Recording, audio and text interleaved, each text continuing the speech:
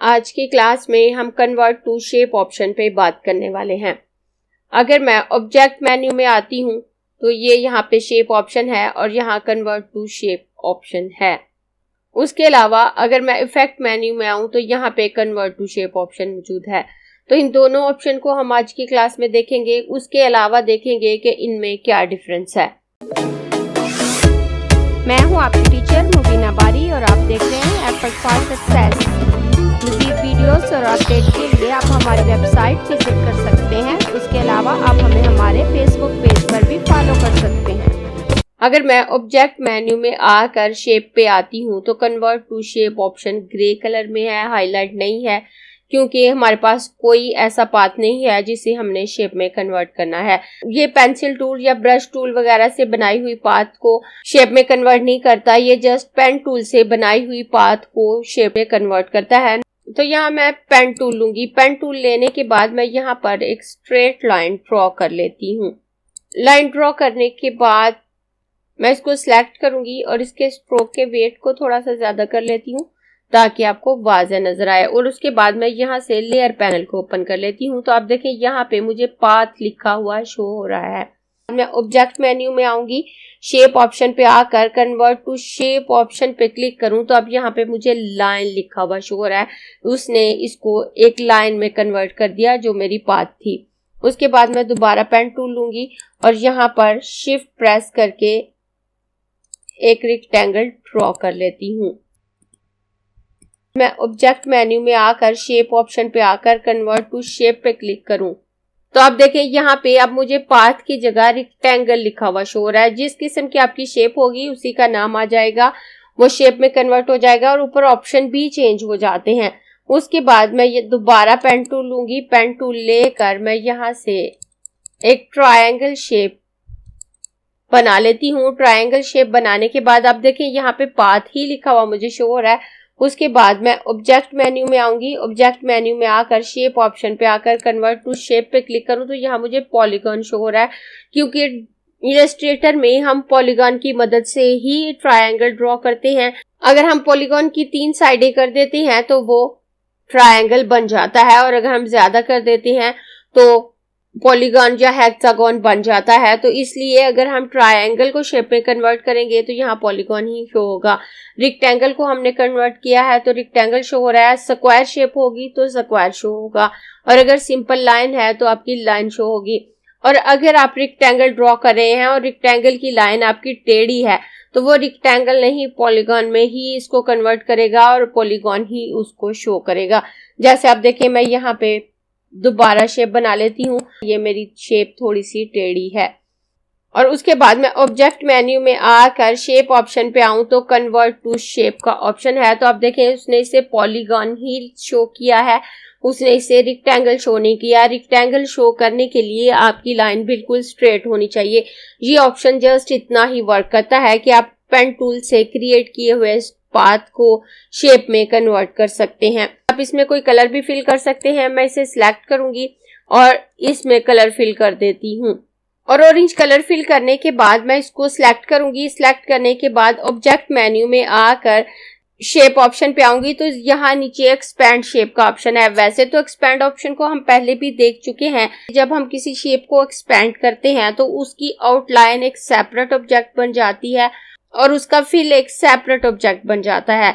लेकिन जब shape option में मौजूद हम एक्सपैंड शेप के ऑप्शन को यूज करते हैं तो हमारी शेप वापस पाथ में कन्वर्ट हो जाती है। अब आप देखें यहाँ इस ऑरेंज रेक्टेंगल के पास आपको रेक्टेंगल लिखा हुआ शो हो रहा है, लेकिन जैसे ही मैं एक्सपैंड शेप करूंगी ये वापस पाथ में कन्वर्ट हो जाएगा। मैं एक्सपैंड शेप पे क्लिक करूं तो आप देखिए आपको यहाँ पर पाथ लिखा हुआ शो हो रहा है। शेप ऑप्शन में मौजूद एक्सपैंड शेप का ऑप्शन एक्सपैंड या एक्सपैंड अपीयरेंस ऑप्शन से डिफरेंट काम कर रहा होता है। मैं कंट्रोल ए से इन सबको सिलेक्ट करके यहाँ से डिलीट कर देती हूँ। और डिलीट करने के बाद मैं यहाँ पर एक रेक्टेंगल ड्रॉ कर लूंगी। रेक्टेंगल ड्रॉ करने के बाद अब मैं इफेक्ट मेन्यू में आऊं और कन्वर्ट टू शेप पे आऊं तो यहाँ मुझे 3 ऑप्शन शो हो रहे हैं, रेक्टेंगल, राउंडेड रेक्टेंगल और इलिप्स। तो आपने जो शेप ड्रॉ की है यहाँ से आप उसको चेंज कर सकते हैं, और वो चेंजिंग अप्लाई नहीं हो रहा होता, जस्ट चेंजिंग का इफेक्ट आ रहा होता है।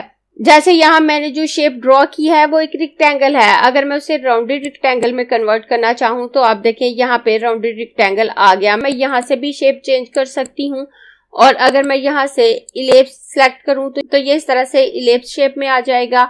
उसके बाद अगर मैं रेक्टेंगल करूं तो ये यहाँ पे एक और रेक्टेंगल बाहर की साइड पे आ जाता है। यहाँ पे एक्स्ट्रा विड्थ और एक्स्ट्रा हाइट शो हो रही है, तो जितनी एक्स्ट्रा विड्थ और एक्स्ट्रा हाइट हम उसे देंगे वो उतना ही इसको बाहर की तरफ फैला देगा। लेकिन अगर हम यहाँ पे 0 करते हैं तो ये बिल्कुल इसके एक्यूरेट शेप क्रिएट करेगा। जैसे आप देखें, अगर मैं यहाँ से इलिप्स पे क्लिक करती हूँ, 18 पिक्सल की बजाय यहाँ पे 0 करूं और यहाँ भी 0 कर दूं, तो जो हमारा ओरिजिनल ऑब्जेक्ट है इसने उसे उतने फासले पे रख दिया। और अगर मैं राउंडेड रेक्टेंगल लूंगी तो यहाँ पे कॉर्नर रेडियस शो हो जाएगा। यहाँ पे डिफॉल्ट रिलेटिव ऑप्शन चेक होता है। जब हम रिलेटिव ऑप्शन सेलेक्ट करते हैं तो हमारी शेप बाहर की तरफ क्रिएट होती है, और जब हम एब्सोल्यूट ऑप्शन सेलेक्ट करेंगे तो इसका साइज छोटा हो जाएगा, ये अंदर की तरफ ड्रॉ होगा। अब आप देखें, यहाँ से अगर मैं एब्सोल्यूट पे चेक लगाती हूँ तो इसने इसे 36 पिक्सल अंदर की तरफ ड्रॉ किया है। और अगर मैं इसकी को ज्यादा करती हूँ तो आप देखें, अगर मैं विड्थ ज्यादा करूँ तो ये विड्थ में बड़ा हो रहा है, और अगर मैं हाइट ज्यादा करूँ तो ये हाइट में ज्यादा हो रहा है। और अगर मैं यहाँ से रिलेटिव पे क्लिक करूं तो ये बाहर की तरफ आ जाता है। रिलेटिव में मैंने यहाँ पे 0 सेलेक्ट किया था तो ये 0 पिक्सल बड़ा होगा, और अगर मैं यहाँ से 10 पिक्सल सेलेक्ट करूं और यहाँ भी 10 पिक्सल सेलेक्ट करती हूँ तो ये उतने पिक्सल बड़ा हो जाएगा। और मैं यहाँ से ओके कर दूं तो ये ऑब्जेक्ट मेरा बड़ा तो हो गया है बाहर की तरफ और ओवल शेप में आ चुका है, लेकिन ये जस्ट इस शेप का इफेक्ट है, ये इस शेप में नहीं आया। अगर मैं अपने कीबोर्ड से Ctrl Y प्रेस करके आउटलाइन मोड में आऊं तो आप देखें यहाँ पे आपको वही रेक्टेंगल शो हो रहा है जो आपने ड्रॉ किया था।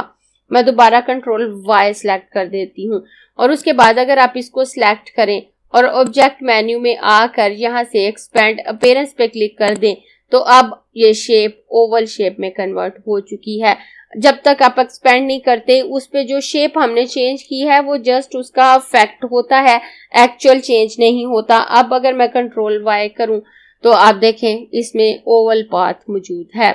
मैं Ctrl Y करके इसे नॉर्मल ले आती हूं और दोबारा इसको सिलेक्ट करूंगी और इफेक्ट मेन्यू में आकर दोबारा कन्वर्ट टू शेप पे आकर यहाँ से अगर रेक्टेंगल सिलेक्ट करूं तो ये बाहर की तरफ 18 पिक्सल का रेक्टेंगल ड्रॉ कर देगा। और अगर मैं राउंडेड रेक्टेंगल यहाँ से सिलेक्ट करती हूँ तो उतने ही पिक्सल का ये राउंडेड रेक्टेंगल यहाँ पे ड्रॉ करेगा। और यहाँ पे कॉर्नर रेडियस है, अगर आप कॉर्नर रेडियस ज्यादा करते हैं तो ये ज्यादा राउंड रेक्टेंगल आपको बना के देगा, अगर आप कॉर्नर रेडियस कम करेंगे तो ये कम राउंड बनाएगा।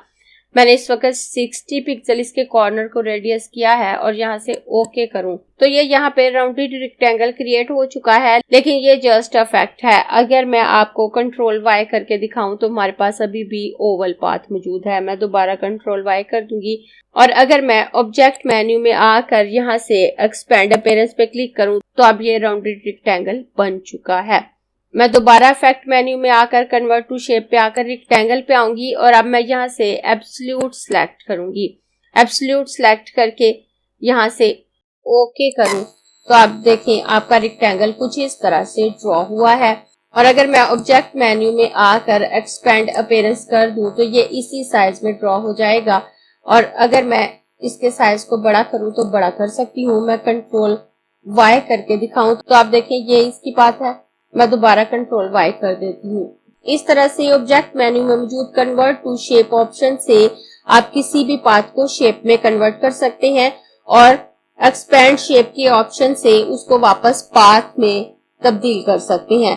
और इफेक्ट मेन्यू में मौजूद कन्वर्ट टू शेप इफेक्ट से आप रेक्टेंगल शेप को राउंडेड रेक्टेंगल या ओवल पे तब्दील कर सकते हैं, या ओवल शेप को आप राउंडेड रेक्टेंगल या सर्कल बना सकते हैं।